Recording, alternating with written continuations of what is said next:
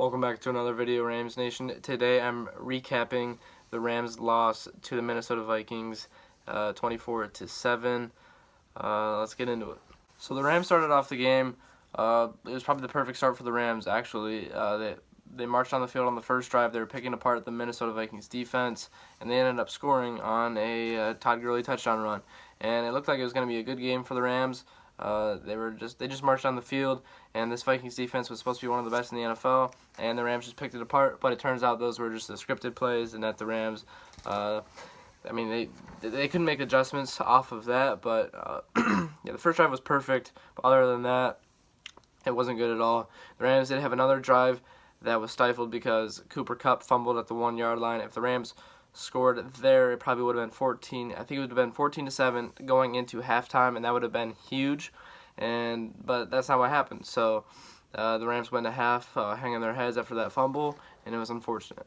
The offense did only score 7 points, but I'm not going to blame the loss on them. Instead, I think it's on the defense. 0 sacks plus 0 takeaways equals 0 wins. That's a formula I made.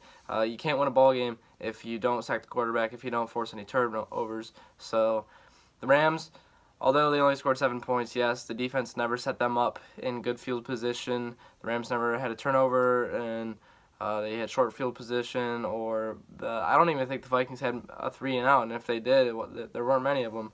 They were just driving the ball down the field, and if they punted it, the Rams had the ball inside the 20-yard line to start the drive.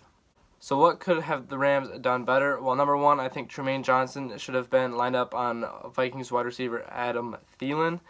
He's 6'2", he's a big wide receiver. Trumaine Johnson is a big corner. But instead they had him on Stephon Diggs, the short and shiftier wide receiver. And I think that's a mismatch all day for the Vikings. And I think that allowed him to get open. Plus, Adam Thielen was on Kayvon Webster, who's not as good as Trumaine Johnson, and he just had a field day. He also had a 65-yard touchdown, and he was lined up on Dominique Hatfield when he came in.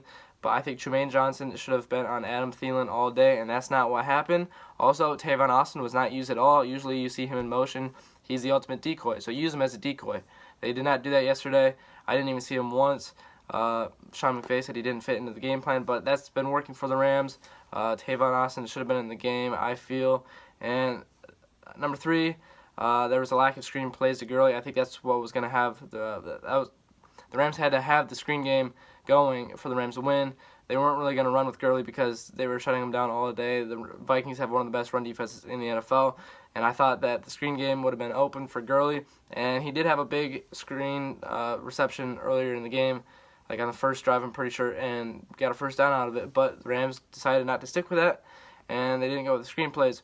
And like I said before, if you get 0 sacks and 0 takeaways, you're not going to win. The Rams lost the turnover battle yesterday, and when the Rams lose the turnover battle, they're 0-3. When they win it, they're 7-0. So the Rams have to win the turnover battle. If they don't get any turnovers, well, they're going to lose.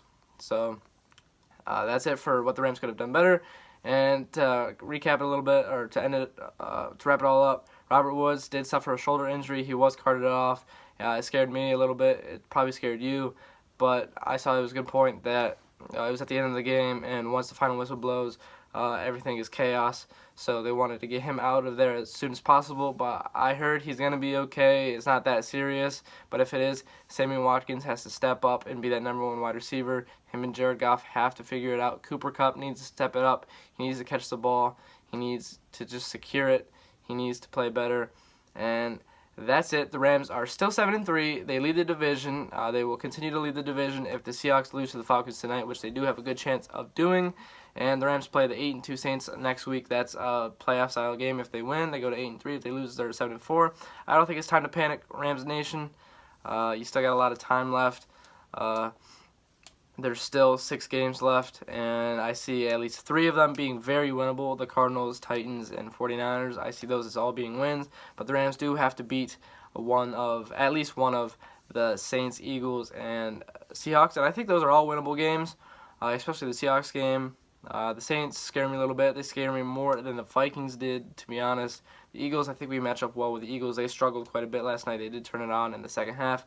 But that's it for this video, Rams Nation. Thanks for watching. Please subscribe, leave a like, comment. Horns up, go Rams.